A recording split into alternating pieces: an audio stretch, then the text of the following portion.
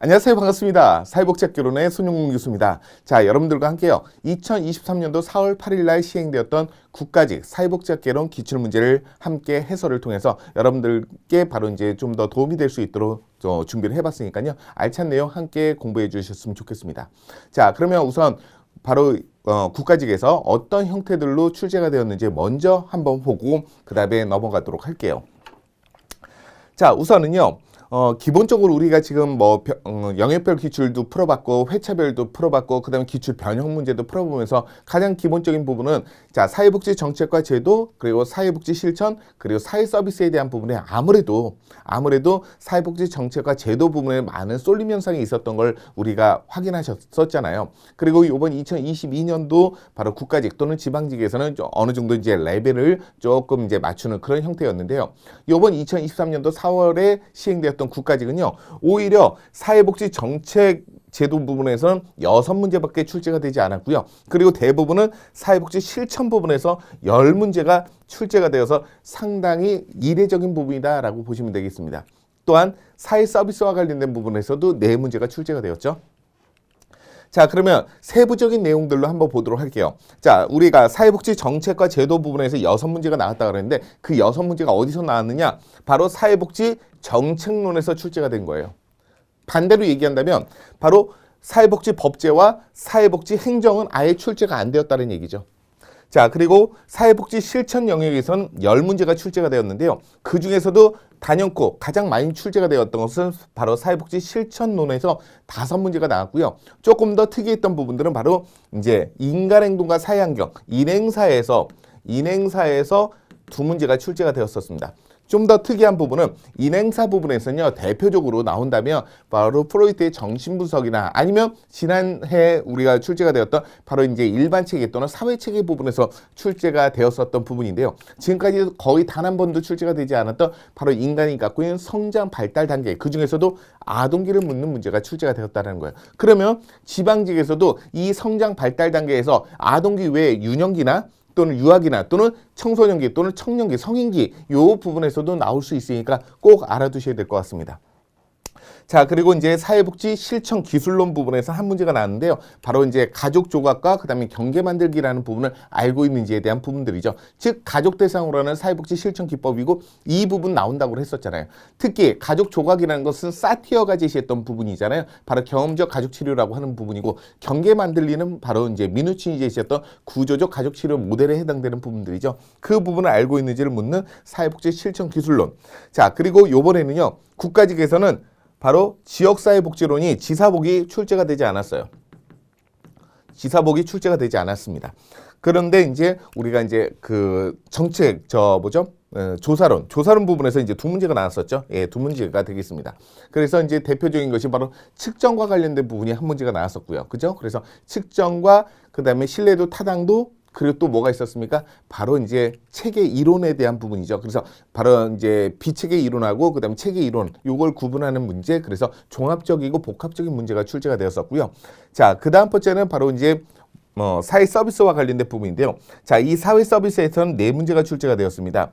자, 이 4문제 중에는 바로 아동에 대한 부분은 출제가 되지 않았었습니다. 아동은 출제가 되지 않았어요. 아동은 출제가 되지 않았었고 제가 강의 중에 여러 번 얘기했었죠. 바로 장애인 뭐 나온다 그랬어요? 장애인에 대한 이념, 모델 묻는 문제 분명히 나온다고 했었죠. 자, 요번에 이념하고 모델을 묻는 문제에 출제가 되었잖아요. 자, 이 부분은요, 바로 이제 지방직에서도 다시 한번 또 언급될 수 있는 부분이니까 알아두시고요. 자, 그리고 여러 번 얘기했었죠. 바로 노인복지와 관련된 부분에서는 노인복지 시설. 지금 2021년도, 2022년도 연달아서 출제가 되었는데 요번에도 나오겠습니까? 나올 가능성이 있다라고 얘기를 했죠.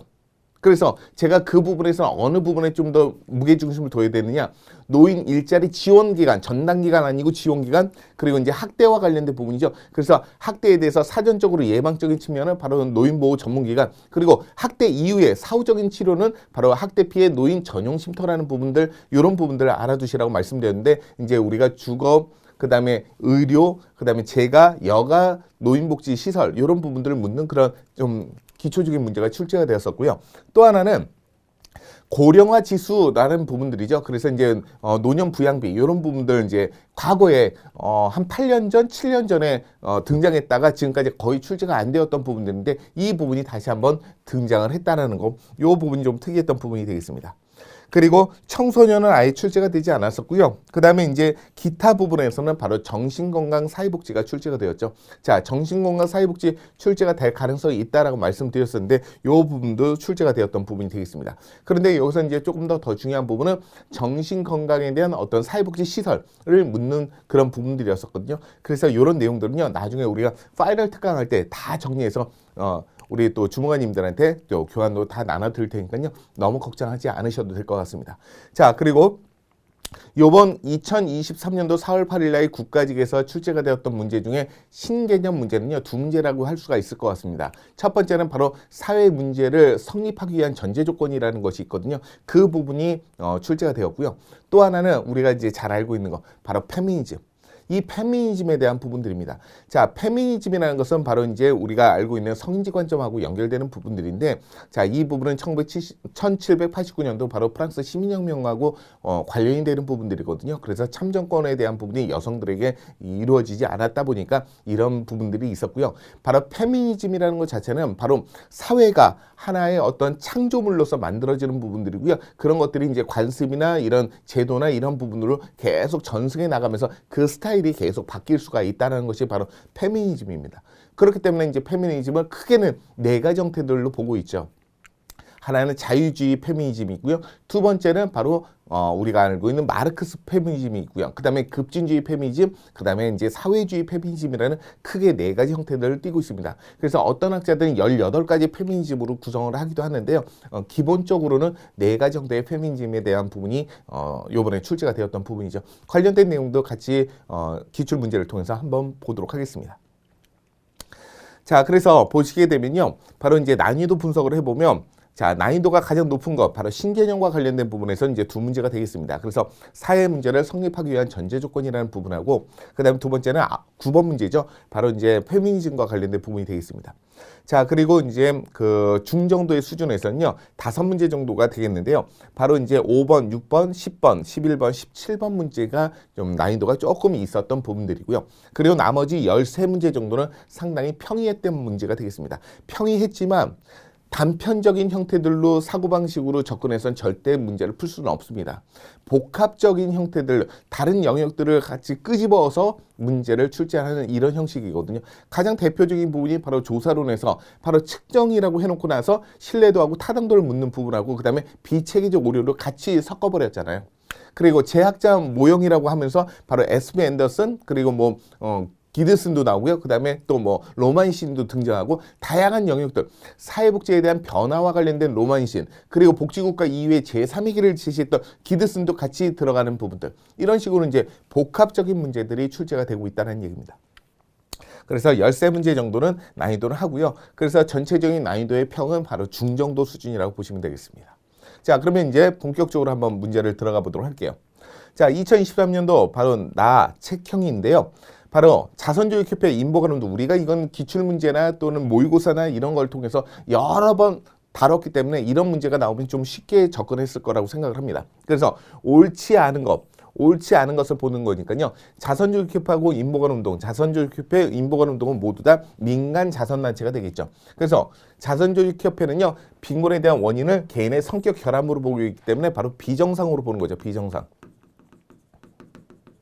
자, 그리고 인보관운동은 바로 아놀드 토인비라는 그 친구들과, 그래서 지금 바로 캠브리지 대학이나 그다음 옥스퍼드 대학교에 있는 대학생들 거의 95%를 차지했고, 일부 5%는 바로 대학교의 교수님들과 그다음에 성직자들이 함께 참여해서 빈민 지역에 들어가서 그들과 함께 생활하면서 자원봉사를 해줬는데, 자원봉사에서 하다 보니까 바로 이제 인식 수준이 많이 낮아져서 그 계몽운동을 하게 되고, 계몽운동을 하다 보니까 이런 빈곤이 계속 되풀이되지 않도록 하기 위해서 사회개혁, 입법활동을 하게 되고, 그러면서 빈곤에 대해서 전혀 관심 없는 일반 국민들에게도 확대하는, 바로 일반 국민의 관심을 촉구하는 그런 운동까지 확대를 했던 거잖아요. 그게 바로 이제 인보관 운동이 되겠죠. 그 인보관의 운동의 가장 기본적인 빈곤에 대한 책임과 원인은 사회 구조에 있다. 그래서 대학생들이 중심이 되어서 진행되었다는 부분이고요. 그 다음에 자, 자선주의 협회는요, 그 기반이 되고 있는 이념은 바로 사회적인 다원주의와 관련된 부분이 되겠다라고 보시면 되겠습니다. 그래서 다윈이 제시했던 바로 적자 생존 이론과 영향을 받으면서 다양한 다원주의라는 표현은 뭐예요?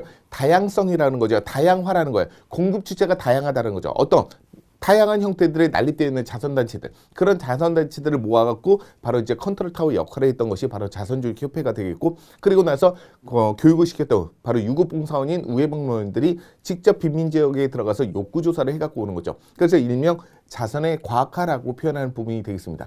서로 간에 공급과 수요가 서로 미스매칭되어 있던 부분들을 컨트롤 타워 역할하는 자선주의 협회가 서로 효율적인 그리고 효과적인 어떤 서비스 방법들을 고안하고 그다음에 그 서비스를 제공했던 부분들이기 때문에 바로 이걸 다원주의라는 표현을 쓰고 있습니다. 자, 그래서 옳지 않은 것은 4번인데요. 자, 인보갈 운동은요, 우회 방문들을 활용해서 사회조사를 통해서 바로 통계 자료를 형성하고 생성하고 그리고 다양한 교육 사업들을 진행했다라고 하는 건데요. 자, 우회 방문들을 활용해서 사회조사라고 통계 자료를 생성한 것은 바로 자선주의 협회가 되겠죠. 그래서 옳지 않은 것은 4번이 되겠습니다. 자, 그래서 인보갈 운동은요, 엘리트 청년들이 주축이 되어서 빈민 지역에 직접 상주해서 자원봉사를 하고 그리고 연구와 조사를 하게 됩니다. 또한 빈민들을 위해서 다양한 교육 사업들도 하고요. 그리고 사회 개혁을 위해서 노력도 하죠. 하지만 자선주의 협회는요, 난립되어 있는 자선단체들을 등록시키고 그리고 유급봉사원인 우회방문원들을 활용해서 사회조사를 통해서 통계자료를 만들어서 서로 미스매칭되어 있는 것을 매칭을 시켜주는, 즉 자선의 과학화를 시도하게 되었던 것이죠. 자, 그래서 과학적인 자선활동을 했던 것이 바로 자선주의 협회가 되겠습니다. 자, 이렇게 문제의 특징들을 보면 앞에 부분하고 뒷부분은 맞는데 가운데 부분이 틀리게 하는 그런 문제 스타일이거나, 또는 앞에 부분하고 중간 부분은 맞는데 뒷부분이 틀리게 하는 이런 스타일의 문제들이 가장 많이 출제가 되고 있으니까 꼭 확인하시기 바라겠습니다. 자, 그 다음에 2번 문제. 2번 문제는 바로 이제 신개념 문제라고 말씀을 드렸었잖아요. 자, 이 문제는요, 좋은 문제고요. 앞으로 지방직에서도 분명히 출제가 될 가능성이 있는 부분들입니다. 이제 앞으로. 자, 이 사회 문제에 대한 성립 조건에 대한 부분이고요. 사회 문제를 바라보는 어떤 관점, 이론들하고도 연결되는 부분들이거든요. 그래서 우리가 이제 지방직에서는요, 사회 문제에 대한 규정 확인, 즉 성립하기 위한 조건들을 국가직에서 나왔다면 우리는 이제 지방직에서 뭘 준비할 거냐면 사회 문제에 대한 어떤 바라보는 관점, 이 관점에 대한 부분입니다. 그래서 구조 기능주의 관점도 있고요. 갈등주의 관점도 있고요. 그리고 뭐 상징적인 상호주의 관점도 있고요. 이런 형태들이 있거든요. 그 부분을 제가 파이널 특강 때 우리가 이제 교환으로 제시해 드릴 테니까 너무 걱정하지 않으셔도 됩니다. 그래서 그 특정 현상을 사회 문제를 규정하기 위한 조건에 해당되지 않는 것은 무엇이냐라는 부분인데요. 자, 1번, 2번, 4번은 다 맞는 표현입니다. 그래서 사회 문제를 규정하려면 이러이러한 조건들이 있어야 되는데요. 자, 3번이 옳지 않은 거거든요. 뭐 때문에 그러냐면, 자, 집단적인 사회 행동을 통해서도 그 현상의 개선이 가능할 때, 불가능이 아니라 가능할 때 사회 문제가 되는 겁니다. 사회 문제는 뭐예요? 그것을 해결해야 되는 거잖아요. 해결을 하지 못하면 그건 사회 문제가 될 수가 없다는 거예요. 그래서 사회 문제가 되기 위한 성립 조건, 즉 규정되기 위한 전제 조건은 집단이 사회 행동을 통해서 충분히 그 문제를 해결할 수 있다고 한다면, 가능하다고 한다면 그게 바로 사회 문제가 되는 거예요. 그게 바로 이제 성립 조건이라는 거죠. 불가능이 아니라 가능입니다. 그래서 그 부분이 틀렸기 때문에 2번에는 3번이 정답이 되겠고요. 자, 그래서 바로 집단적인 사회 행동을 통해서 현상에 대한 개선이 가능해야 된다라는 부분이 되겠고요. 자, 그 다음에 자, 참고적으로 사회 문제를 규정하기 위한 조건들이 총 5가지가 있습니다. 5가지. 자, 첫 번째, 사회 문제는요, 사회 규범에서 이탈되어야 된다라는 거죠. 그리고 사회 문제는요, 사회적으로 부정적인 영향을 미쳐야 되는 것이고요. 그리고 사회 문제는요, 사회적으로 확산되고 파급되어야 됩니다. 또한 사회 문제는 영향력이 있는 사람이 이에서 규정지어야 되는 거예요. 바로 그걸 누구라고 할까요? 정책군이라고도 얘기할 수 있겠죠. 그리고 요번에 이제 그 오답이 되었던, 정답이 되었던 부분들. 사회 문제는 집단의 행동에 의해서 요구된다. 즉, 집단의 행동에 의해서 충분히 해결 가능해야 된다는 얘기입니다. 그게 이제 함축되어 있는 거예요. 그래서 집단적인 사회 행동이 요구된다. 즉, 집단적인 사회 행동에 대한 부분으로 충분히 그 문제를 해결할 수 있다. 가능하다. 이럴 때 바로 사회 문제가 되는 거죠. 자, 그래서 이런 부분이 내용을 알고 있는지를 묻는 문제, 그래서 신개념 문제가 나왔던 부분이고요. 자, 그 다음 세 번째는 바로 강점관점이죠. 우리가 뭐 기본 이론이나 핵심 요약이나 그 다음에 영역별 또는 회차별 기출문제에서도 여러 번 다루었던 부분이 되겠습니다. 자, 강점관점 하면 가장 비교되는 부분이 뭐죠? 병리적 관점하고 비교하는 문제가 꼭 출제가 됐다고 말씀드렸잖아요. 자, 그래서 옳은 것만을 모두 고르면 이라는 건데요. 자, 강점 관점에서는요, 그 문제를 갖고 있는 클라이언트를 어떻게 보느냐? 잠재력, 가능성으로 보는 거죠. 그 문제를 충분히 해결할 수 있는 능력을 갖고 있는 존재라고 보는 게 바로 강점 관점이고요. 그 다음에 병리적 관점은 그 사람은 바로 환자이고 아무것도 할 수 없는 사람, 그러니까 결국은 바로 치료자가 그 사람에 대한 문제를 해결해 줄 수밖에 없다. 이런 부분이 바로 병리적 관점이거든요. 그래서 개입에 대한 초점은 희망과 가능성으로 보고 있다라는 부분들. 그 다음에 외상이나 그 다음 질병이 개인을 강하게 할 수도 있다라는 부분이죠. 자, 이 부분이 우리 교재에서도 이런 얘기가 있습니다. 어린 시절의 경험이 사람을 강하게 만들 수도 있고 약하게 만들 수도 있다. 그래서 제가 강의할 때 그런 얘기 했죠. 자, 저도 인생을 살면서 그다음에 어떤 계획을 세우고 인생에 대한 계획에 어떤 그 플랜을 갖고 이제 계속 이렇게 성장하고 발전을 하고 있는데 그 계획대로 인생이 살아가지지는 않더라고요. 그래서 이제 살다 보면 이제 넘어지기도 하고 돌부리에 넘어지기도 하고 이런 부분들이 있죠. 그래서 오빠한테는 비전이 안 보여 이런 얘기도 듣기도 했었고 아무튼가 우리가 강의할 때 얘기 드렸던 부분이 있지만 내 인생의 전부라고 생각했던 그런 여자에게도 이제 버림받고 상처받고 그죠? 얼마나 마음이 아프겠어요. 자, 그럼에도 불구하고 그런 상황들을 우리가 이제 지금은 웃으면서 이야기할 수 있는 부분들은 그런 것들이 하나씩 이제 단도리가 돼서 그러니까 단돌이 뭐 정리가 되면서 좀 마음이 좀 강해지는 거죠. 그래서 누군가는 이제 돌부리에 걸려서 넘어지는 것을 누군가는 그걸 디딤돌이라고 생각하는 사람도 있고요. 그러면 그 사람은 그 경험에 대한 경험치를 갖고 긍정적으로 바라보는 거죠. 또 어떤 사람은 그 돌부리에 갖고 바로 이제 걸림돌이라고 생각하는 사람도 있겠죠. 그 걸림돌이라고 생각하는 사람들은요. 내 인생은 왜 이 모양 이 꼴이야 라고 하면서 자꾸 자신을 부정적으로 보는 이런 부분들도 있겠죠. 그래서 그 사람을 약하게 만들 수도 있고요. 오히려 강하게 만들 수도 있습니다. 그게 바로 강점 관점에서 나오는 부분이죠. 그래서 외상이나 질병에 대해서도 강하게 만들 수도 있고 약하게 할 수도 있습니다. 자, 그리고 디귿과 리을은 다 병리적 관점과 관련된 부분이잖아요. 클라이언트에 대한 문제나 병리적인 초점을 두면서 바로 의료 모델에 이론적 기반을 두고 있는 것은 바로 병리적 관점. 그리고 해결을 해야 될 과제에 대해서 전문가를 클라이언트가 아니라 사회복지사로 인식하는 것, 바로 이런 부분들이 되겠죠. 이게 바로 병리적 관점이죠. 너는 치료자, 나는 환자. 나는 환자, 너는 치료자. 너는 학생이고 나는 선생이야. 뭐 이런 거 있잖아요. 그죠? 이런 부분이 바로 병리적 관점입니다. 그래서 기역과 니은이 옳은 표현이고요. 디귿과 리을은 바로 병리적 관점이 되겠습니다. 자, 그래서 오답 해설에서 보게 되면요. 바로 이제 의료 모델과 관련된 부분, 그 다음에 이제 어떤 전문가를 클라이언트라고 보지 않고 사회복지사를 전문가라고 보는 거, 이런 부분이 모두 다 이제 병리적 관점에 해당되는 부분이 되겠죠. 자, 그 다음에 4번. 뭐, 이런 문제는 껌이죠. 그죠? 예. 로엔버그하고 돌거프가 제시했던 윤리심사표라는 거. 생평자체 질사진, 생평자체 질사성. 우리가 이제 아주 귀에 딱지가 앉을 정도로, 이제는 딱 나오면, 이거 생평자체 질사진, 생평자체 질사성. 이거네. 뭐, 한 5초, 10초 만에 다 풀어봤을 거예요. 그죠? 예. 자, 이런 거는 이제 문제의 정답을 좀, 주는 이런 문제가 되겠습니다. 그래서 윤리 원칙에 대한 심사표에 대한 부분인데요. 우선순위에 따라서 바르게 나열한 것은 무엇이냐라는 거죠. 생평자, 자, 최, 질, 사, 진, 그죠? 생평자체 질사진. 그러면 디귿, 니은, 기역, 리을이 되겠네. 디귿, 니은, 기역, 리을. 바로 4번이 정답이 되겠습니다. 자, 그래서 바로 이런 윤리 심사 원칙에 대한 부분인데요. 바로 이제 윤리 자율과 그다음에 자유에 대한 부분이 세 번째 원칙입니다. 세 번째. 그리고 최소 해악이라는 부분이 네 번째 단계가 되겠고요. 그다음에 다섯 번째가 바로 삶의 질. 그리고 마지막 사생활과 그다음에 비밀 보장이라는 것이 바로 여섯 번째 단계가 되겠습니다. 그래서 로엔버그하고 돌거프가 제시했던 윤리 원칙에 대한 심사표에 대한 부분은요. 생, 평, 자, 최, 질, 사, 진, 생평자체, 질사성 이런 표현을 쓰고 있는 거죠. 어렵지 않았던 그런 문제가 되겠습니다.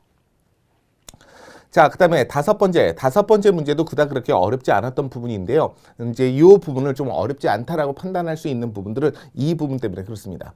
자, 우선 선별주의하고 이제 보편주의에 대한 설명인데요. 옳은 것은 무엇이냐라는 부분이 되겠는데요. 자, 우선 보편주의는 수혜자를 스티그마로 남긴다라는 부분인데, 자, 스티그마가 남기는 것은 뭐예요? 비인간적인 처우를 받았던 거죠. 비인간적인 처우를 받았다는 건 뭐예요? 역으로 가는 겁니다. 자산조사를 했다는 거죠. 엄격하고 철저하게 자산조사를 받았기 때문에 비인간적인 처우를 받게 되고, 그로 인해서 이제 스티그마가 받게 되는 거죠.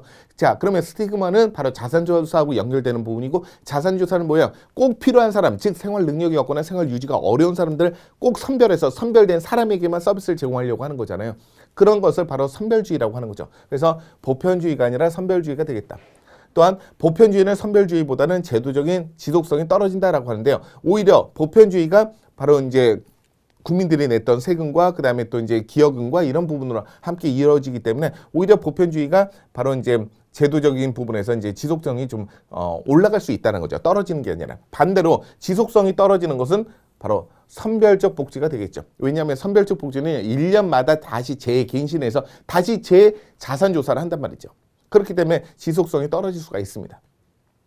자, 그 다음에 4번을 보시면요. 자, 보편주의는요, 선별주의에 비해서 사회적 효과성보다는 비용의 효과성이 더 크다라고 하는데, 자, 사회적 효과성은 뭐하고 연결되는 거죠? 보편주의하고 연결되는 거고요. 그리고 비용의 효과성은 뭐야? 꼭 필요한 사람에게만 집중적으로 서비스를 제공해서 자원의 낭비를 줄이겠다는 거잖아요. 그러면 뭐예요? 바로 이제 우리가 알고 있는 선별주의가 되겠죠. 그렇죠? 그러니까 해당되지 않고요. 자, 옳은 것은 바로 3번이 되겠습니다. 자, 요 V 표시가 위로 올라가야 되는데 여기 나와 있네요. 자, 우리나라는요, 장애수당과 그 다음에 장애인연금은 모두 다 선별주의에 해당되는 제도가 되겠다라는 부분이 되겠습니다. 왜 그러냐면, 자, 장애인연금은 당연히 공공부조법이기 때문에 선별주의가 되겠죠. 자, 그래서 장애인연금은 2010년도에 제정이 되었던 부분이 되겠습니다. 자, 장애수당입니다. 장애수당은 장애인복지법에 장애수당을 받는 분은요, 등록되어 있는 장애인 중에서 바로 국민기초생활보장법상에 생계급여, 의료급여를 받는 분은 반드시 바로 장애수당을 줘야 된다라고 하고 있습니다. 그래서 현재 지금 장애인복지법에는요, 장애수당과 관련된 부분이 3가지가 있죠. 하나는 장애수당, 장애아동수당, 보호수당이라는 3가지가 있고요. 예전엔 중증장애수당이라는 것이 있었지만 지금은 장애인연금법으로 넘어갔기 때문에 지금은 중증장애수당이라는 게 없습니다. 그래서 이런 장애수당은 아까 말씀드렸던 것처럼 국민기초생활보장법상의 생계급여, 의료급여를 받는 분은 반드시 장애수당을 받을 수 있도록 하고 있습니다.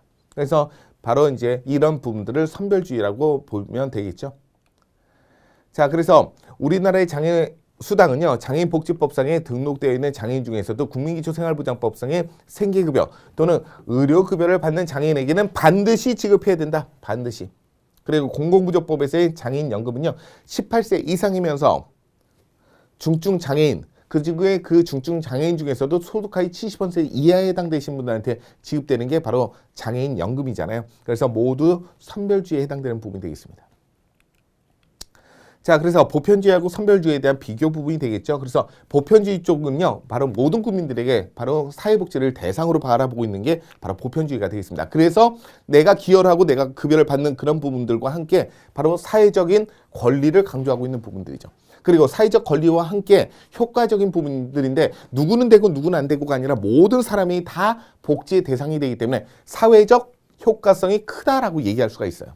자, 반면에 선별주의는요, 엄격하고 철저하고 까다롭게 자산조사를 하고 그 자산조사 과정 속에서 생기는 비인간적인 처우가 발생하고 그 비인간적인 처우로 인해서 낙인하고 스티그마가 발생할 수 있다는 거잖아요. 그래서 자산조사를 하게 되다 보니까 거기서 대상자를 선정하고 선정된 사람만 서비스를 제공하니까 자원의 낭비를 줄일 수 있는 거죠. 자원의 낭비를 줄일 수 있다는 것은 바로 비용의 효과성이 높다라고 얘기할 수 있는 겁니다. 자, 그래서 보편주의에서 장점은요, 빈곤을 예방하기 위한 측면도 있고요. 우리가 꼭 알아야 될 거 요거죠. 요거.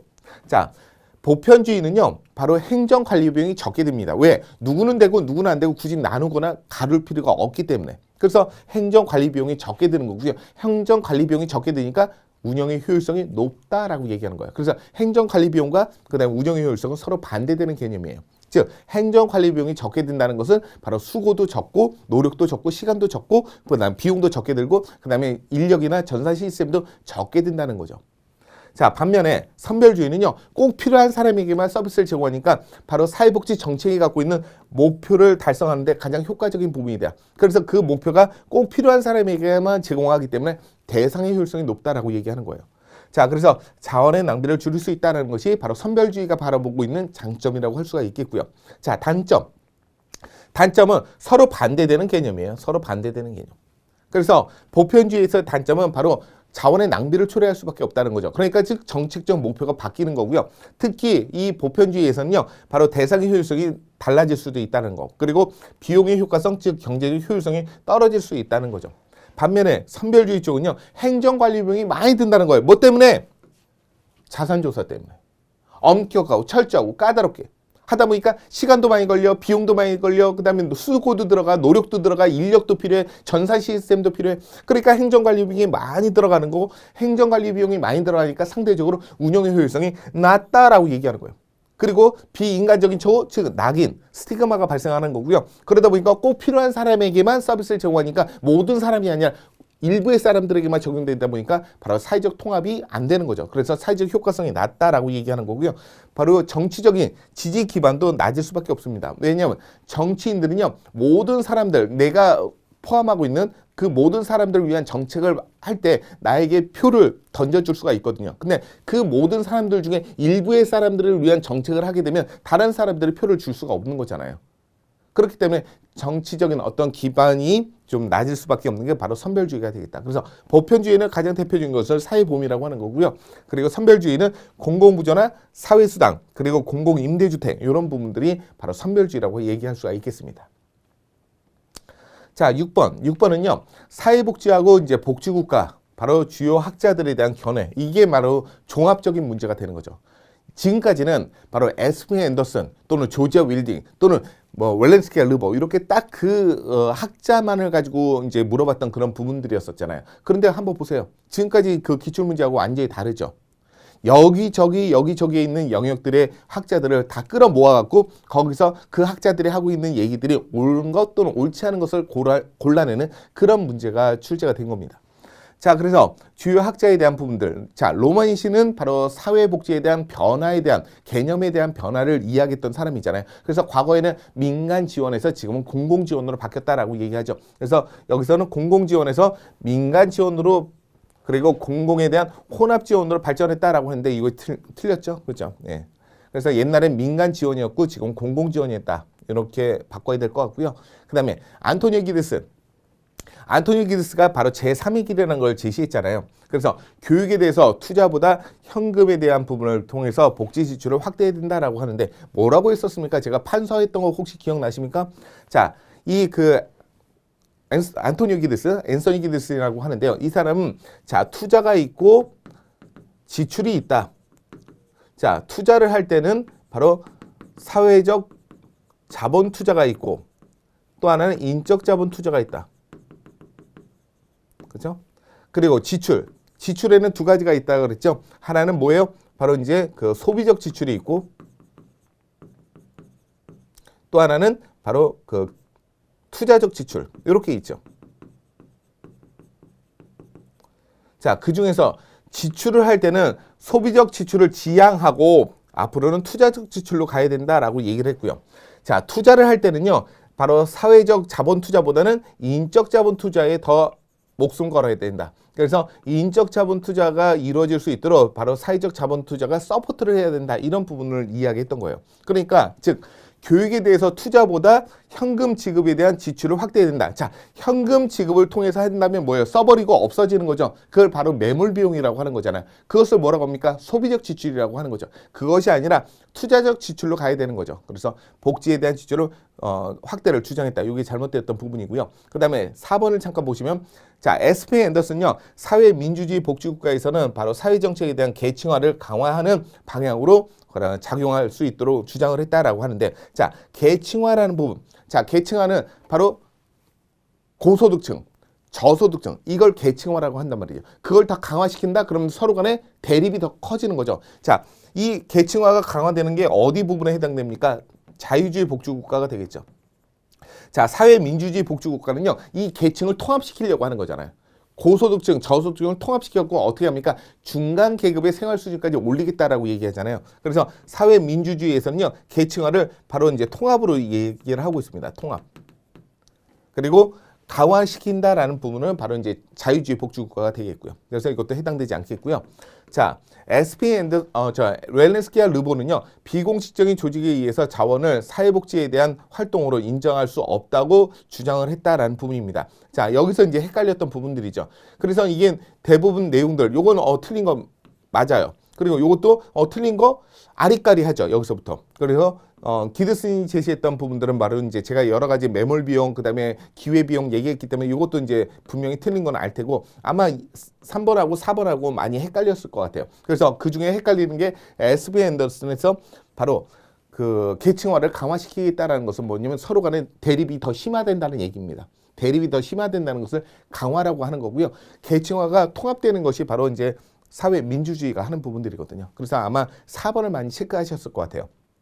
이 비공식이라는 부분들 때문에 많이 헷갈렸을 것 같은데요. 자, 웰렌스키와 르보는요, 이런 비공식적인 조직에 의해서 지원을 사회복지 활동으로 인정하지 않고요, 국가에 의해서 이루어진 것만이 곧 바로 이제 사회복지라고 얘기하는 거죠. 그래서 사회복지에 대한 부분을 제도적인 개념하고 그다음에 보충적, 잔여적인 개념으로 대상 여부를 나눴던 거잖아요. 그 대상 여부를 나눴던 그 이데올로기가 바로 잔여적 사회복지에 대한 부분에서는요, 빈곤에 대한 책임이 개인에게 있다라고 보는 거고요. 그리고 바로 제도적 개념에서는요, 빈곤에 대한 책임이 사회 구조에 있다는 거예요. 그래서 모든 사람들을 대상으로 하는 거고, 빈곤에 대한 책임이 바로 개인에게 있기 때문에 그 사람들에게만 복지 서비스를 제공해야 된다는 거죠. 그 복지 서비스도 어떻게 합니까? 가족이나 시장에서 모든 걸 해결하고 부족하면 국가가 도와줄게라는 부분이죠. 국가가 도와줄게, 이런 부분들. 그래서 비공식적인 조직에 대해서 인정하는 것은 아니다라는 얘기가 되겠습니다. 그래서 조금 더 한 단계 업그레이드가 된 부분이니까요, 이런 부분들도 한번 알아두셨으면 좋겠습니다. 그래서 6번에는 정답은 3번이 되겠죠. 자, 웰렌스키와 르보는요, 제도적 개념에서는 바로 사회복지 외에 다른 사회제도에 대한 상부상조에 대한 기능을 제공할 수 없다라고 이렇게 가정을 하고 있고요. 그래서 사회복지 활동에 있어서는 비공식적인 조직에 대한 지원을 인정할 수가 없다라고 이렇게 얘기를 합니다. 그리고 이제 전통적인 사회에서는요, 가족이나 친족이나 이웃이나 그다음에 친목단체나 또는 자선단체를 통해서 비공식적인 1차적인 집단의 도움만으로는 충분히 수행될 수 있었지만 산업화 이후에는 이건 전통사회에서는 그게 가능했지만 산업사회 이후에는요, 기존의 제도에 대해서 바로 사회 구성원들이 기본적인 요구를 충족하는데 실패를 하거나 또는 비공식적인 상부상조의 기능으로는 감당할 수 없는 사회적 위험이 워낙 커졌기 때문에 공식적인 상부상조에 대한 기능을 통해서 사회복지 제도를 발전시킬 수밖에 없다, 이렇게 얘기를 했던 거예요. 자, 그래서 오답 해설에서 보게 되면 로마인 씨는요, 민간 지원에서 공공 지원으로, 기드슨은요, 소비적 지출에 지향하고 투자적 지출을 더 강조하고 있던 부분이 되겠죠. 그리고 에스펜 앤더슨 같은 경우는요, 자유주의 복지국가가 바로 계층화에 대해서 강화를 시켜주는 거고, 반대로 사회 민주주의 복지국가는요, 계층화를 바로 이제 통합시켜야 된다, 이런 부분이 되겠습니다. 자, 7번은 바로 노인복지 시설과 관련된 부분이잖아요. 노인복지 시설에 대한 설명인데 옳은 것을 찾는 문제가 되겠습니다. 자, 경로당, 노인교실은 모두 다 뭐에 해당되는 부분이니까 노인 여가복지 시설에 해당되는 거잖아요. 제가 노인복지가 아니죠. 그리고 3번에 노인복지관, 노인요양시설은 노인여가복지시설이다. 물론 노인복지관은 노인여가복지시설은 맞습니다. 하지만 노인요양, 자, 여기서 요자가 뭐라 그랬어요? 의료의 요자죠. 그래서 노인의료복지시설일 거예요, 이거는. 자, 마찬가지로 노인공동생활가정. 자, 노인공동생활가정은 바로 노인여가복지시설이죠. 주거복지시설이죠. 이거는 노인공동생활가정은 주거복지시설입니다. 주거복지시설. 하지만 노인요양공동생활가정, 요양 뭐예요? 노인의료복지시설이죠. 그래서 바로 같은 것끼리 묶인 것은 양로시설과 노인복지주택은 노인주거복지시설에 해당되는 부분이 되겠다. 그래서 2번입니다. 뭐 어렵지 않았던 그런 문제가 되겠죠. 자, 그래서 양로시설, 노인복지주택, 그리고 노인공동생활가정은 모두 다 노인주거복지시설에 해당되는 부분들이고요. 경로당과 노인교실은 노인여가복지시설, 그리고 노인복지관은 여가복지시설, 노인요양시설은 노인의료복지시설, 그리고 노인공동생활가정은 노인주거복지시설, 그리고 노인요양, 바로 공동생활가정은 노인의료복지시설에 해당되는 부분이 되겠습니다. 자, 그래서 나중에 우리가 지방지에서는요, 여기서 한 단계 업그레이드가 된 내용이 나올 수 있으니까 노인 일자리 지원기관이나 그리고 학대 피해 노인 전형쉼터 또는 노인 보호 전문기관, 이런 부분들 알아두시기 바라겠습니다. 자, 8번. 자, 8번은요. 매슬로우에 대한 초기 연구에서 제시하고 있는 5가지 단계에 대한 욕구 위계론에 대한 부분인데요. 그 설명으로 옳은 것은 무엇이냐. 이것도 되게 쉬웠죠. 그죠? 그래서 이렇게 돼 있잖아요. 우리가 좀 이따가 제가 표를 또 보여드리긴 하겠지만, 자, 먼저 생리적인 욕구로서 발현이 되는 거죠. 그래서 욕구가 막 발현이 되고 그 생리적인 욕구가 충족이 되었어요. 그럼 더 이상의 욕구로서의 강도가 약해지고 그 상위 단계의 욕구로 올라가는 거잖아요. 그래서 이제 더 이상의 욕구로서의 강도가 없어지고 상위 단계로 올라가고 상위 단계가 바로 안전에 대한 욕구가 되겠죠.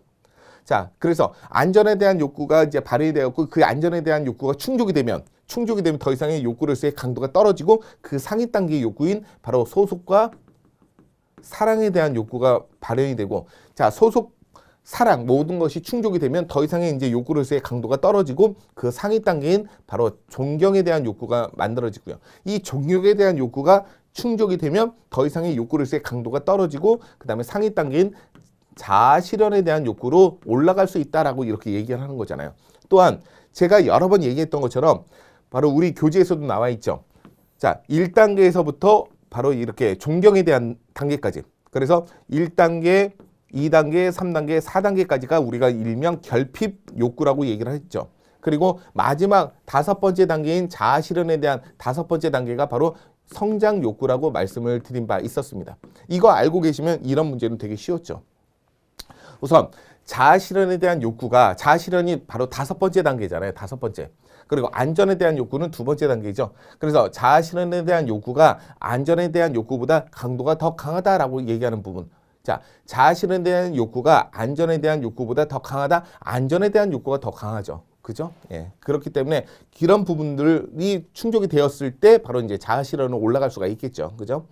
자, 그 다음에 존경에 대한 욕구하고 그 다음에 자아 실현에 대한 욕구는 바로 성장 욕구에 해당된다라고 하는데 좀 전에 말씀드렸던 것처럼 존경에 대한 욕구가 바로 결핍이라고 얘기했죠. 결핍. 그리고 자아 실현에 대한 욕구가 바로 성장에 대한 욕구인 거잖아요. 그래서 이게 잘못되었던 부분이죠. 그렇죠? 성장에 대한 욕구는 바로 자아 실현에 대한 요거 하나밖에 없습니다. 그리고 소속과 사랑에 대한 욕구는 충족되는 직후에 그 욕구에 대한 강도가 더 강해진다라고 하는데 충족이 되면 완료가 되면 성취가 되면 이제 욕구로서의 가치가 떨어져 버리는 거잖아요. 그죠? 그리고 나서 그 다음 단계인 존경에 대한 욕구로 올라가게 되겠죠. 그래서 강해지는 것이 아니라 더 약해진다라고 해야 옳은 표현일 것 같습니다. 그래서 정답은 바로 4번인데요. 안전에 대한 욕구가 일정 수준이 충족이 되면, 자, 안전에 대한 욕구가 일정 수준 욕구가 충족이 되면 그 다음 번째는 사랑과 소속에 대한 욕구로 가잖아요. 그래서 사랑과 소속에 대한 욕구에 동기가 부여된다라는 부분이죠. 자, 충족이 되면 일정 수준 안전에 대한 욕구가 이제 충족이 되면 이제 더 이상의 욕구로서의 가치가 떨어지면서 그 상위 단계인 소속과 그리고 사랑에 대한 욕구로 또 동기화가 될 수가 있다는 얘기죠. 그래서 바로 4번이 정답이 되겠습니다. 자, 말씀드리는 것처럼 바로 1단계에서부터 2단계, 3단계, 4단계까지가 바로 결핍 욕구에 해당되는 부분. 그래서 존경에 대한 욕구가 바로 결핍이라고 얘기하는 거고요. 그리고 성장에 대한 욕구가 바로 자아 실현이라는 거예요. 자아 실현. 실현이죠. 그죠? 실현. 자아 실현이 되겠습니다. 그래서 이 문제에서는 바로 이제 이런 부분으로 찾으면 충분히 찾을 수가 있다는 거죠. 자, 그 다음에 안전에 대한 욕구 이런 부분들이 있었죠. 오답 해설을 보게 되면 안전에 대한 욕구가 자아 실현에 대한 욕구보다 강도가 더 강하다라고 얘기하는 거예요. 아까 보셨던 것처럼. 예. 그리고 존경에 대한 욕구는 결핍 단계고요. 자아 실현은 바로 이제 성장 욕구이기 때문에 존경에 대한 욕구를 성장으로 보지 말고 결핍으로 봐야 됩니다. 그래서 그 결핍의 가장 꼭지점은 뭐라 그랬어요? 마음의 상처. 그 마음의 상처가 누구 때문에? 사람 때문에. 사람한테 무시당하고 사람한테 배신당하고 사람한테 치이고 이러면서 마음의 상처가 되는 거예요. 그러다 보니까 이게 누군가도 모든 사람들은 다 존경받고 존중받아야 될 그런 존재이고 가치인데 사람들한테 자꾸 이렇게 무시당하고 배신당하고 짓밟히고 그러면 그 마음의 상처가 크거든요. 그게 응어리라고 하는데 그 응어리를 해결하지 못하면 이제 그 밑에 단계에도 다 모든데 해결되지 못하는 거예요. 그것을 우리는 결핍 욕구라고 하는 거고 그런 결핍의 욕구에 있는 분들이 우리의 클라이언트로 우리가 서비스를 제공해 드릴 분들이시고요. 우리 선생님들은 지금 자아 실현에 대한 욕구에 해당되는 거죠. 자신의 어떤 자기 개발을 위해서 더 많이 노력하고 있는 거. 이런 것들을 우리는 자아 실현이라고 합니다. 자, 그리고 소속감과 그다음에 사랑에 대한 욕구가 충족이 되면요. 더 이상의 욕구로서 발현이 안 되기 때문에 상위 단계의 욕구에 대한 존경에 대한 욕구로 강도가 강해진다. 이렇게 해야 옳은 표현일 것 같습니다. 자, 9번. 9번은 아주 그냥 엄청난 문제가 나왔었죠. 그죠? 예. 한 번도 듣도 보지도 못했던 문제, 그리고 사회복지사 1급에서도 한 번도 언급되지 않았던 문제가 바로 페미니즘에 대한 부분이 되겠습니다. 자, 그래서 페미니즘에 대한 분파와 관련된 부분인데요. 옳지 않은 것은 무엇이냐? 저 역시도 이 페미니즘과 관련된 부분에 해설 내용을 적으면서 조금 더 공부를 좀 해봤습니다. 자, 이 페미니즘은요, 바로 그 원을 찾게 되면요, 바로 1789년도에 바로 프랑스 시민혁명에서 나타나게 되는 거군요. 이 프랑스 시민혁명에서 이제 신분제, 그 다음에 자유, 그 다음에 거기에 또 하나가 바로 참정권이라는 부분들인데요. 이제 여성들에게 이제 참여권이 주어지지 않았던 부분들이었죠. 자, 자유는 허락되었는데 여성들에게는 바로 이렇게 이제 참여권, 즉 투표를 할 수 있는 권리, 이런 것들이 이제 주어지지 않았던 그런 문제가 되겠습니다. 자, 그러면서 이런 페미니즘에 대한 부분은요, 사회적으로 창조된 창조물이기도 하고요. 그리고 관습이나 제도에 의해서 전승, 그건 계속적으로 이어져 가고, 그 다음에 그것은 시대 상황에 따라서 그런 페미니즘을 바라보는 시점들이나 이런 부분들이 계속 바뀔 수 있다는 거죠. 패러다임이 바뀔 수 있다는 얘기예요.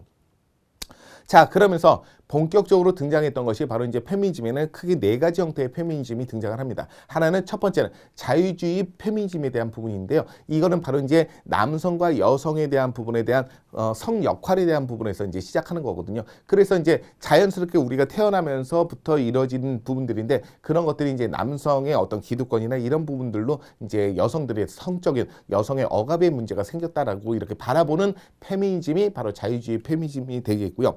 그리고 이제 마르크스 페미니즘이 있습니다. 자, 마르크스 페미니즘의 가장 기본적인 부분은 바로 자본이라는 부분에서 시작하는 거거든요. 이 자본을 누리고 있는 사람들이 누구냐? 남자라는 거지. 그래서 그 남자들이 자본이라는 것을 가지고 여성들을 억압시켰다는 거예요. 이런 부분에서 시작하는 게 바로 마르크스주의가 되겠고요. 급진주의는 뭐냐면 여성은 아이를 낳는 어떤 그 신체적인 동물이 아니라는 거예요. 여성을 낳고, 그러니까 우리가 이제 인간으로서 태어나서 존재하고 있는 그 이유 중에 하나가 바로 출산이라는 부분이거든요. 그래서 이 급진주의 페미니즘에서는 뭐라고 하냐면 여성은 출산을 하는 그런 동물이 아니라는 거예요. 그래서 가족제도도 다 폐지를 해버려야 된다는 거. 상당히 급진적이죠. 가족제도 이런 것도 다 폐지를 해버려야 된다고 얘기하고요. 또 하나는 이 급진주의 페미니즘은요, 바로 출산이나 이런 부분들도 다 없애버려야 된다는 거예요. 그래서 이 급진주의 페미니즘을 주장했던 사람들은요, 남자는 일부만 있으면 된다는 거야. 무슨 말인지 알겠죠? 인간을 이제 계속 생산할 수 있는 부분들은 남자는 일부만 있으면 되고 대부분 다 여자로 이루어져야 된다. 그러니까 뭐 여권, 그리고 이제 여성주의 뭐 이런 부분하고 연결되는 부분이죠. 그래서 이제 출산을 한다 하더라도 남성이 아니라 이제 남성들은 이제 일부의 씨를 제공해주는 그 부분만 하는 거고 모든 것들은 다 여성들이 모든 것들을 세상을 지배해야 된다는 것이 바로 이 급진주의가 되겠습니다. 그래서 그 급진주의의 가장 기본이 되는 것은 가족 제도를 폐지시키는 것에서부터 시작해야 된다는 것이 급진주의가 되겠고요. 그 다음에 마지막이 이제 사회주의가 되겠습니다. 이 사회주의는요, 마르크스주의가 갖고 있는 자본이라는 부분과 그 다음에 이제 급진주의가 얘기하고 있는 이런 어떤 가족제도에 대한 폐지, 이런 두 가지를 합쳐서 절충 형태로 나온 게 바로 사회주의 페미니즘이 되겠습니다. 자, 이런 부분들이거든요. 이 내용들도 우리가 이제 그 파이널 특강 때 이제 조금 정리해서 이제 설명을 좀 드려보도록 하겠습니다. 자, 우선 옳은 것. 자, 급진주의 페미니즘은요, 가부장제에 대한 가정에서 여성 차별과 그 다음에 억압을 초점을 맞췄고요. 그래서 급진주의에서는 가족제도 자체를 아예 폐지시켜버려야 된다. 이런 얘기를 했던 거예요. 그래서 여성을 생물학적인 특성인 출산에 대한 부분으로 남성들에게 의존해서 나타나는 부분이다라는 부분이죠. 그렇기 때문에 남성에게 의존하지 않으려면 바로 이런 가부장제를 폐지시켜버리고 가족제도를 다 폐지시켜야 된다. 그리고 출산도 거의 하지 못하게 해야 된다. 출산으로 인해서 여성들의 발목, 경력 단절의 문제가 발생하기 때문에 이런 것들을 다 폐지시켜야 된다. 뭐 이런 부분이었던 거예요. 자, 마르크스주의 페미니즘. 자, 마르크스주의 페미니즘은 바로 이제 자본이라는 것에서 시작하는 거잖아요. 그래서 여성들에 대한 억압은 계급 지배에 대한 부분들, 그래서 그 계급 지배에 대한 생산 양식에 의한 부분이고요. 결국에는 자본주의 체제에서 만들어낸 하나의 불평등에서부터 시작했다라고 보는 겁니다. 자본주의, 자본이라는 부분들 때문에. 그래서 이 자본주의를 타파시켜서 여성에 대한 억압적인 문제를 해결할 수 있다라고 보는 게 바로 마르크스주의적인 페미니즘이 되겠고요. 자, 그리고 이제 3번은 옳지 않은 것으로 정답이 되겠고요. 4번부터 잠깐 내려가서 보면 자, 사회주의 페미니즘. 자, 사회주의 페미니즘은 마르크스주의하고 급진주의가 합쳐진 절충 형태가 나왔다라고 말씀드렸죠. 그래서 여성들의 억압의 원인은 자본주의에 대한 계급에 대한 억제와 자, 이게 뭐예요? 마르크스주의죠. 그리고 가부장제에 대한 어떤 성 역할에 대한 어떤 결합. 뭐예요? 급진주의죠. 그래서 남성이 담당하고 있는 유급에 대한 생산 노동과 그다음에 여성이 담당하고 있는 무급에 대한 가사 노동에 대한 이분법적인 사회 구조를 바라보는 것이 바로 이런 사회주의 페미니즘이 되겠습니다. 자, 그러면 옳지 않은 것이 바로 3번인데 어디가 틀렸을까요? 자, 자유주의 페미니즘은 제도나 관습에 대한 차별과 그다음에 교육에 대한 불평등으로 인해서 바로 여성의 억압이 발생했다라고 하는 부분들 여기까지 맞아요. 근데 뒷부분이 틀렸다는 거죠. 자, 사적 영역인 가정에서 발생하는 그런 여성들의 바로 종속에 대한 문제를 해결하고 그다음에 여성에 대한 문제를 해결하기 위한 부분이다. 이거는 바로 마르크스주의와 관련된 부분이 되겠습니다. 자, 종속에 대한 부분, 남자들은 돈을 벌어갖고 그 돈을 갖고 이제 그 지배를 해. 그러면 여성들은 무급 가사 노동을 해요. 그러다 보니까 그 일을 하지 못하니까 돈이 없어. 돈을 갖고 있는 사람은 곧 누구다? 바로 남자다. 그 돈은 어디서 창출됐다? 자본주의에서 창출됐다. 이런 부분이에요. 그래서 그걸 기반으로 해서 여성들을 종속하게 된다는 거죠. 자, 그래서 이걸 뒷부분은 바로 마르크스주의가 되겠습니다. 마르크스 페미니즘. 자, 그래서 앞부분은 자유주의 페미니즘이 되겠고요. 뒷부분은 마르크스주의 페미니즘이 되겠습니다. 그래서 사적 영역에서 가정에서 발생하고 있는 이런 여성들의 종속의 문제는 결국 자본과 관련된 부분이라는 거죠. 예. 그래서 그 부분을 해결해야 여성에 대한 억압을 해결할 수 있다라고 보는 것이 되겠습니다. 좀 어려웠던 문제가 되겠죠. 자, 10번은요. 고령화. 이것도 이제 한 2011년도, 12년도에 출제가 되었던 그런 부분들이긴 한데요. 자, 고령화와 관련된 설명인데 옳은 것만은 모두 고르면 라는 거죠. 그리고 제가 강의할 때도 여러 번 얘기를 했었던 부분들이에요. 그래서 이제 그 노인 장기 요양보험 얘기하면서 일본이 고령화에 대한 가장 빨리 진행되었었는데 알고 봤더니 거기는 바로 이제 사망 신고를 안 하다 보니까 문제가 생겼고 등등등 여러 가지 하면서 바로 고령화에 대한 속도가 엄청 빨랐던 것이 일본이라고 봤는데 결국에 이제 뚜껑을 열어보니까 우리나라가 고령화의 속도가 가장 빠르다 뭐 이런 얘기를 드린 적이 있었어요.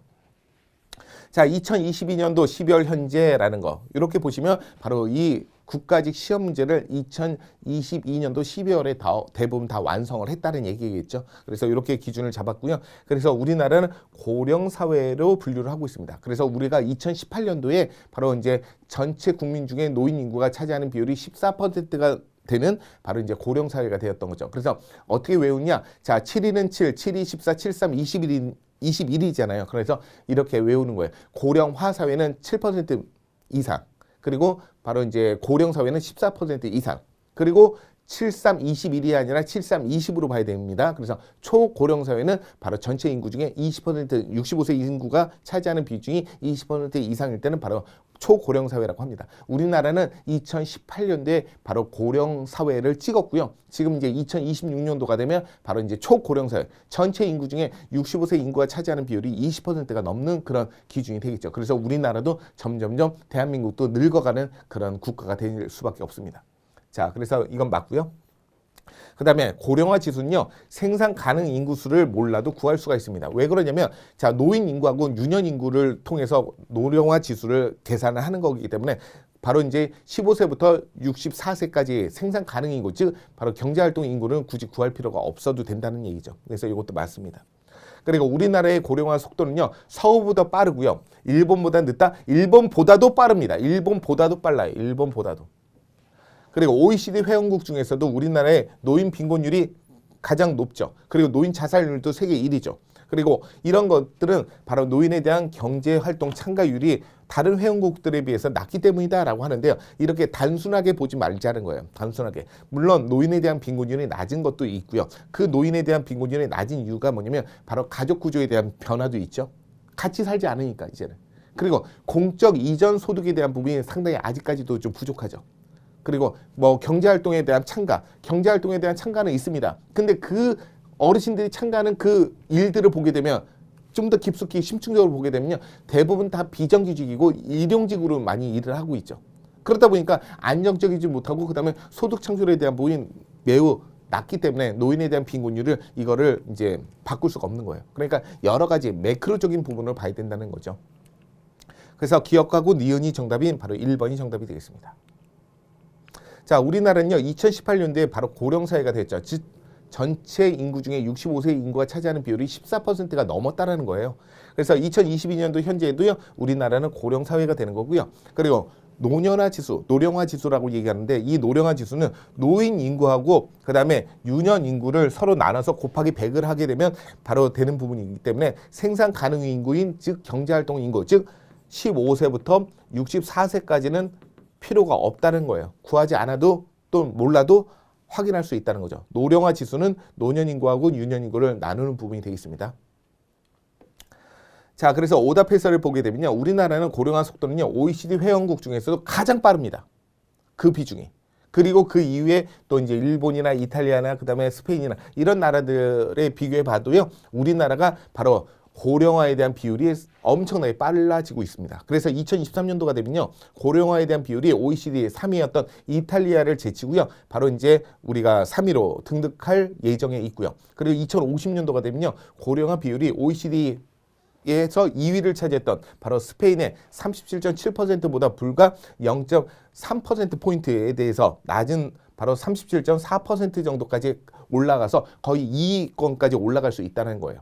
그리고 이제 OECD 세 번째 고령 국가가 될 가능성도 상당히 높다는 거죠. 특히 우리 한국은 2000년도에 고령화, 2018년도에 고령사회, 그리고 2026년도가 되면 바로 이제 초고령사회가 되겠고요. 자, 고령사회까지 가는데 걸리는 속도가 17년 정도가 걸렸어요. 17년 정도가. 그리고 초고령사회까지 가면, 즉 고령사회에서 초고령사회까지 가는데 9년밖에 안 걸린다는 얘기예요. 이렇게 엄청나게 빠르다는 거예요. 그리고 일본 같은 경우는 24년, 그리고 이제 초고령사회까지는 12년이 걸리기 때문에 우리나라가 일본보다 더 빠르게 고령사회, 초고령사회를 진입할 속도가 더 빨라진다는 얘기를 이렇게 표를 통해서 보여드리고 있습니다. 자, 그리고 리을에는요.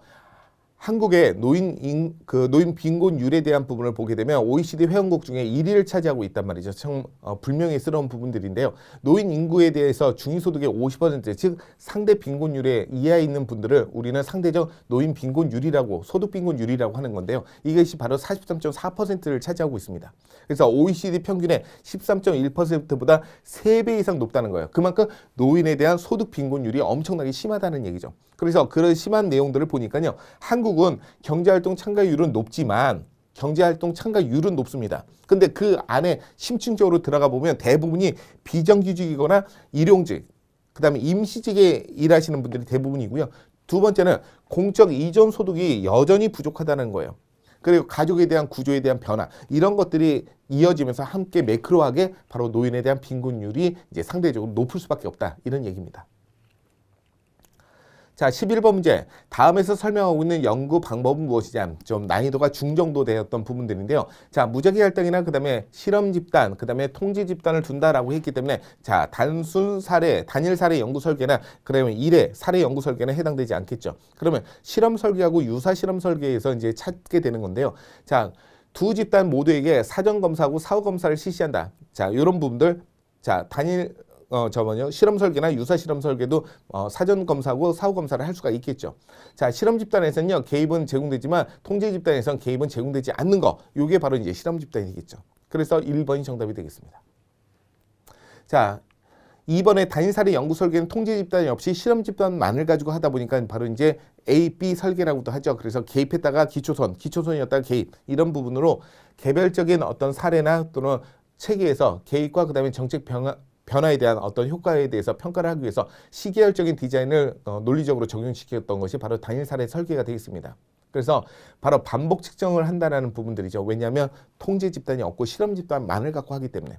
그다음에 유사 실험 설계, 우리 이제 사회과학에서 가장 많이 사용하고 있는 게 유사 실험 설계잖아요. 그래서 사회과학에서 유사 실험 설계를 하는 부분은 뭐냐면 실험실에다 가둬놓고 24시간 무균 상태로 할 수 있는 부분이 아니라는 거예요. 왜? 그 실험에 대한 대상이 사람이기 때문에 그런 거죠. 바로 인권의 문제가 생기기 때문에.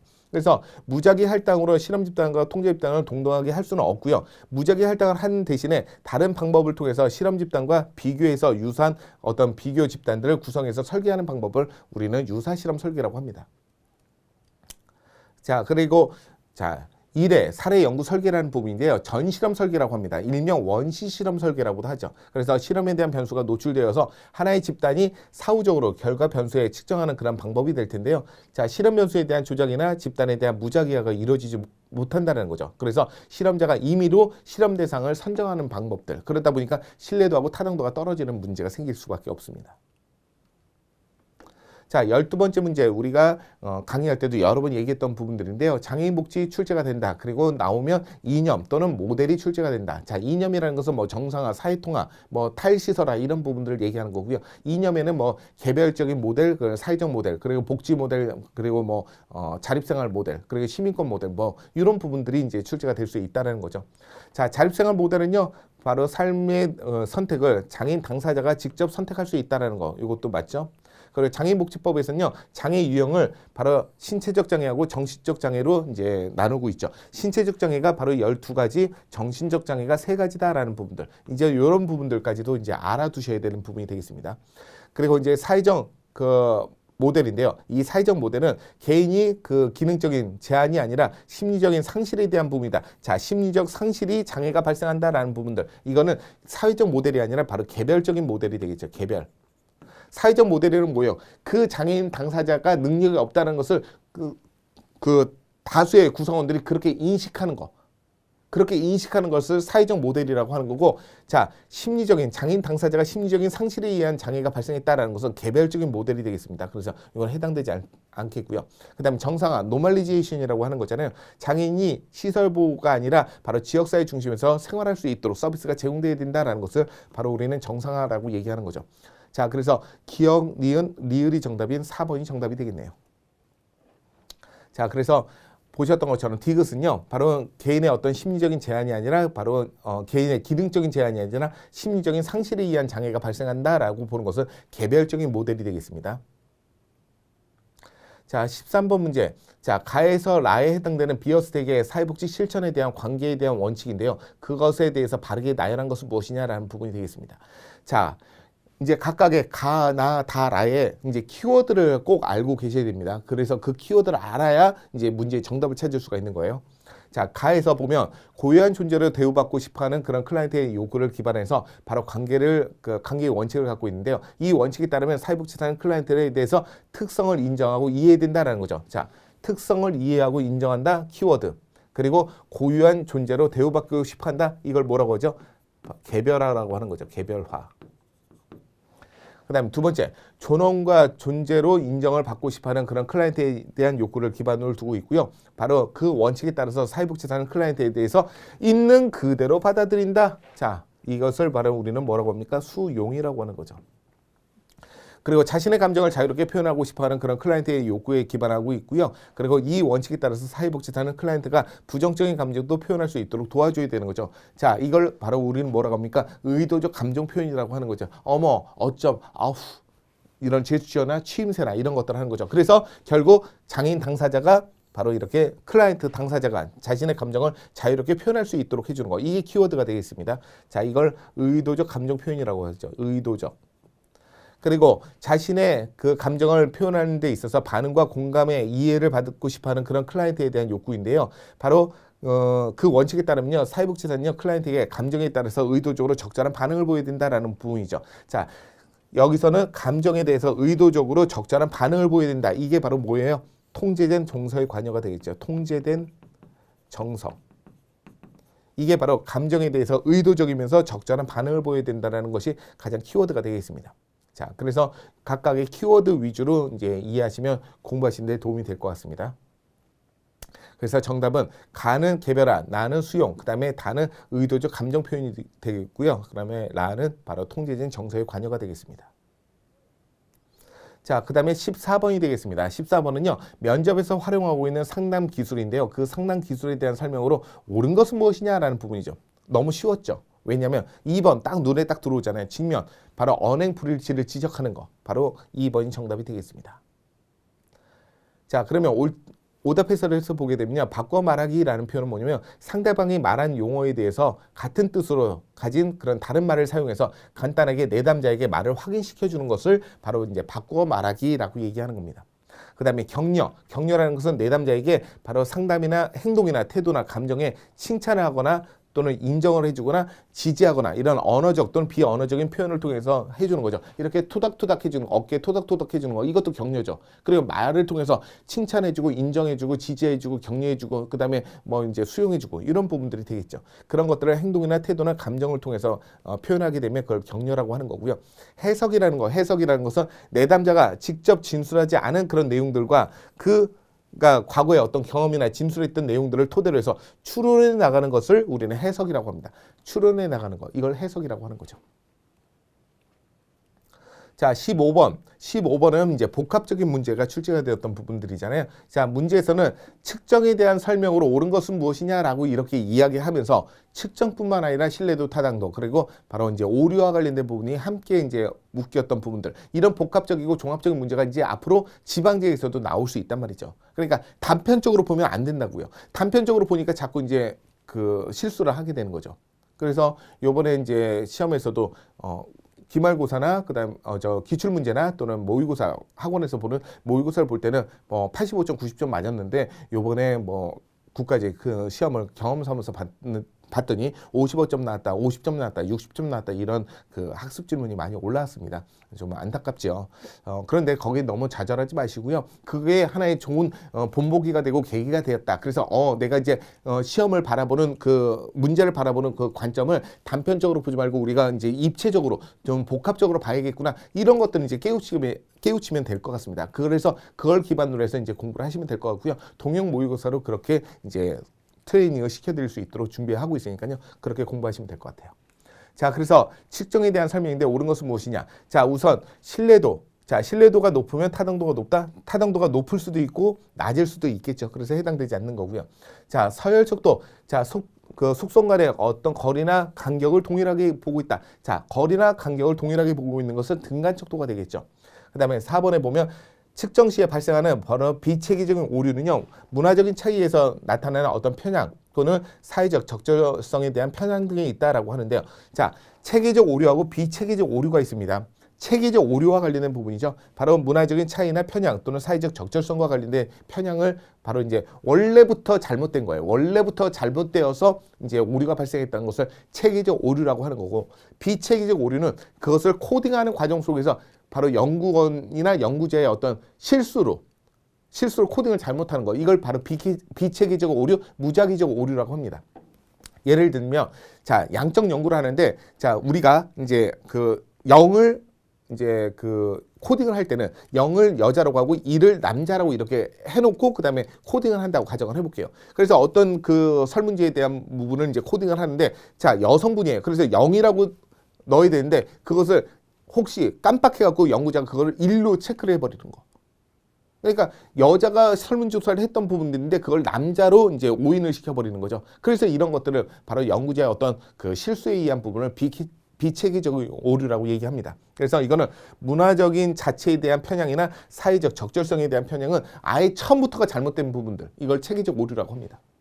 자, 그래서 신뢰도에 대해서 검사는요, 바로 측정 도구가 일관성이 있을 때 그 결과로 나타나는 부분이다. 우리가 잘 알고 있잖아요. 그래서 신뢰도 하면 일관성, 그리고 타당도 하면 정확성. 그렇죠. 그거 알고 있으면 쉽게 문제를 풀 수 있는 그런 문제가 되겠습니다. 그러면서도 바로 신뢰도, 타당도, 그다음에 척도, 그다음에 오류, 이런 것들을 복합적으로 문제를 만들어서 출제가 되었던 부분이 되겠습니다.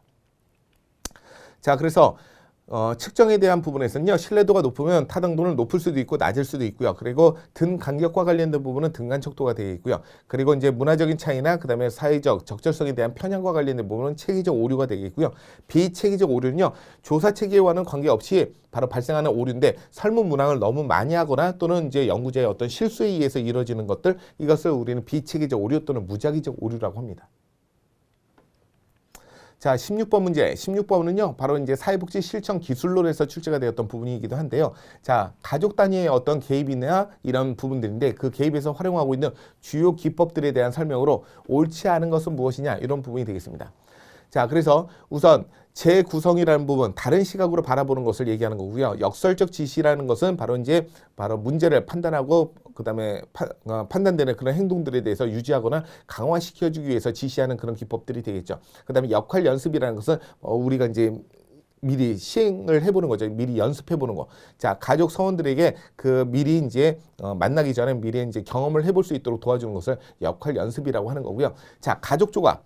자, 가족 조각은 밀착된 가족 성원들에게 분리시켜서 적절한 경계를 만들어줄 수 있도록 해준다라고 하는데, 자, 가족 조각은 바로 우리가 알고 있는 경험적 가족 치료, 즉 사티어가 제시했던 부분들이고요.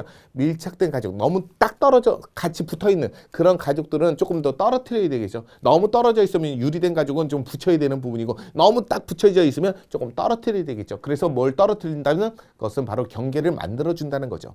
자, 경계를 만들어준다는 것은 바로 미니치인이 제시했던 구조적 가족 치료와 관련된 부분이 되겠습니다. 그래서 이 부분이 틀려서 2번이 정답이 되겠습니다. 자, 제가 기출 문제나 기출 변형 문제 얘기할 때도 사회복지 실천 기술론이 출제가 될 가능성이 높다, 지방직은. 그리고 그중에서도 가족 대상으로 하는 그 사회복지 실천 기법들이 출제가 될 가능성이 높다. 그래서 사티어나 미누친이나 보웬이나 헤일리나 그다음에 우리가 알고 있는 디세이저나 이런 학자들에 관련된 바로 주요 기법들을 연결시키는 그런 문제가 나올 가능성이 있다라고 말씀드렸었어요. 그죠? 자, 그래서 가족 조각은요, 바로 이제 사티어가 바로 경험적 가족 치료와 관련된 부분이죠. 제가 얘기했었잖아요. 저는 이제 그 가정폭력이 있었던 가정에서 태어났던 사람이라고요. 그래서 저희 삼형제는 항상 어머니가 맨날 맞고 아버지는 맨날 때리고 술만 먹고 오면 때리시고 뭐 이런 부분들이 있어서 엄마 밑에 숨어가고 맨날 이렇게 울고불고 했던 부분들, 그런 것들이 있었죠. 그래서 제가 제 가슴 속에 이렇게 응어리 남아있는 하나의 사진이 하나 있어요.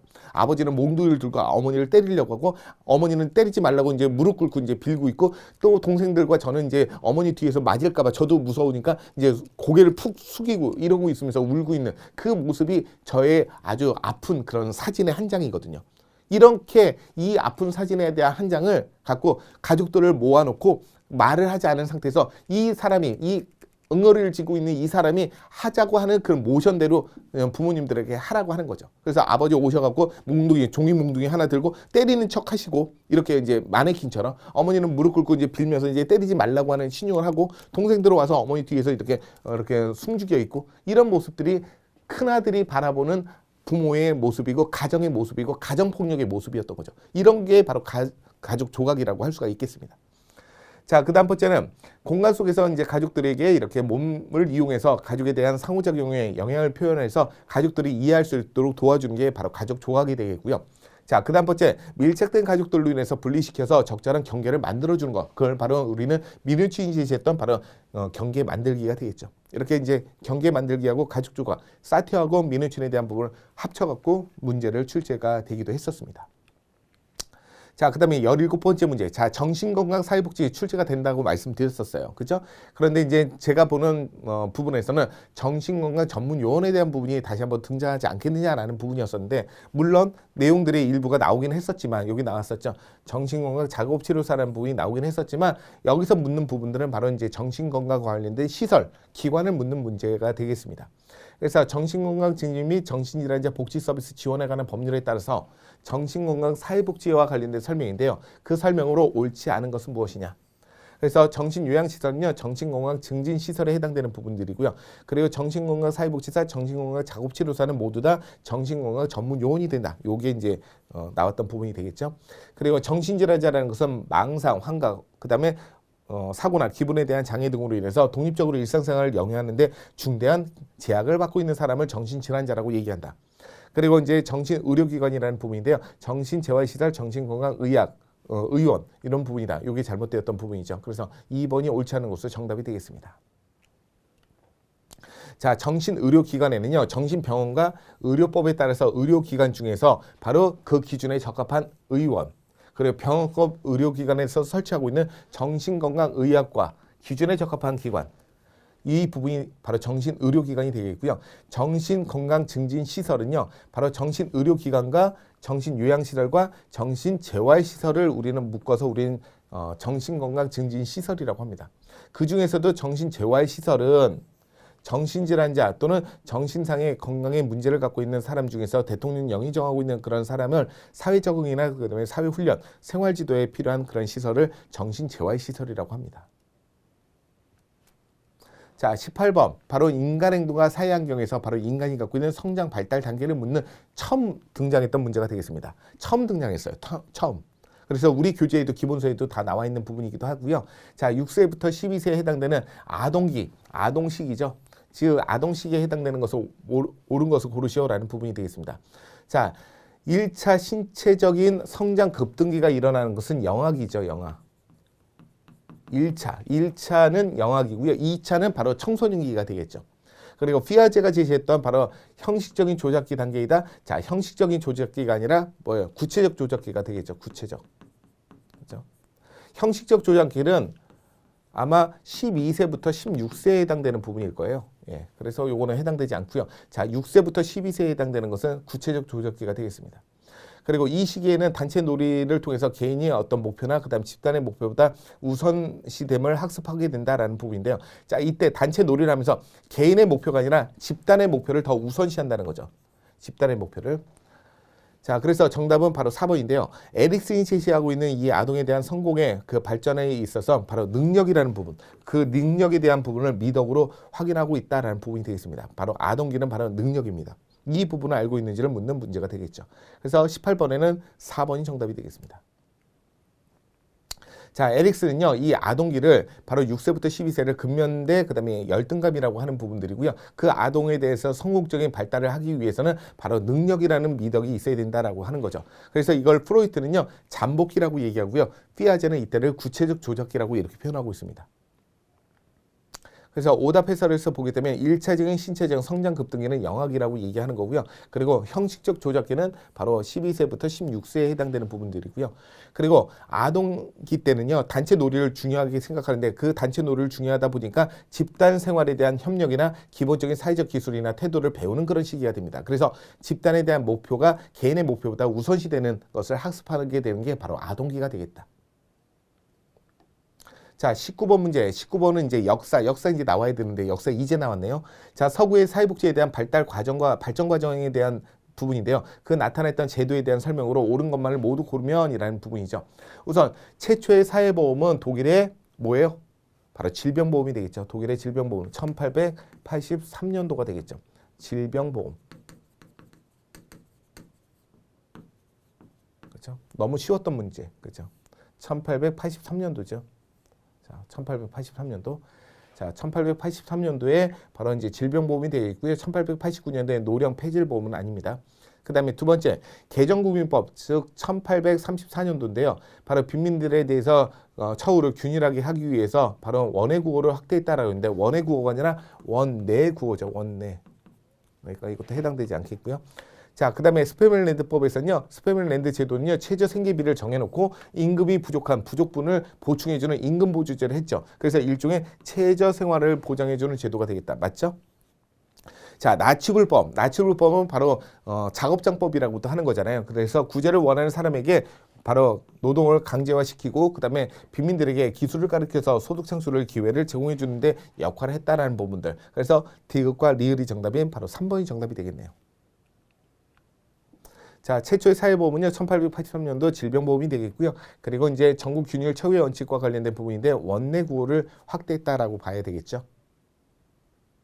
자, 20번 문제. 20번도 바로 인간행동과 사회환경이 되겠습니다. 그래서 인간행동과 그 다음에 그 성격에 대해서 주요 학자에 대한 견해로 옳은 것은 무엇이냐라는 부분이 되겠는데요.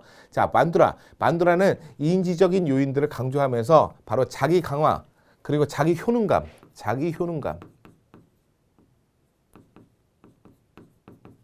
자기 효능감 이런 부분들을 되게 중요시 여겼잖아요. 그렇죠? 그래서 자기 강화, 자기 효능감에 대한 부분. 자, 만두라가 제시했던 사회학습 이론이 되겠습니다. 자, 로저스는요. 비합리적인 신념. 자, 비합리적인 신념을 제거하고 개인의 목표를 제시한다. 이거 뭐예요? 인지행동이죠. 인지행동. 그래서 대표적인 것이 앨리스가 제시했던 ABCD 이 모형 요 부분이 되겠고요. 아들러는 개인 심리 이론이 될 텐데요. 바로 심리사회적인 위기에 경험하지 않을 때 바로 건강한 발달이 나타날 수 있다. 아니죠. 그래서 심리사회적인 위기라는 부분들 이런 부분을 뭐예요? 바로 심리사회 모델과 관련된 부분이 되겠죠.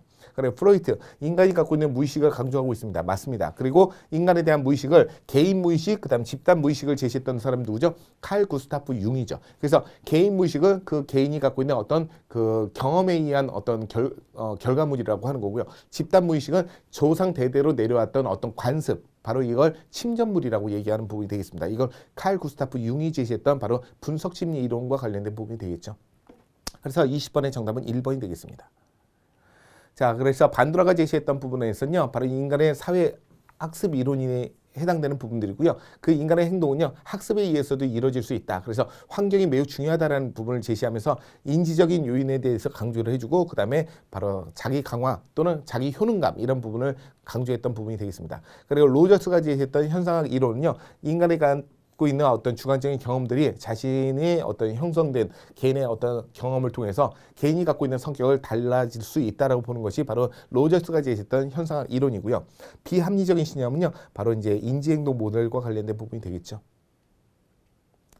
자, 그 다음 번째는 아들러입니다. 아들러는 개인 심리 이론인데요. 바로 성적 만족보다는 바로 우월감에 대한 부분, 그리고 열등감에 기인한다고 보는 거죠.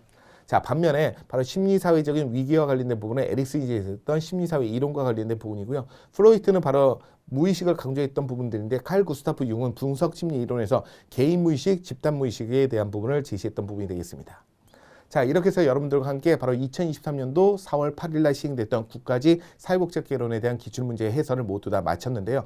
여러분들의 공무원이 되는 그런 꿈을 현실로 만들어줄 수 있도록 최선의 노력을 다해보도록 하겠습니다. 수고하셨습니다. 공무원 합격! 에듀윌 합격 패스!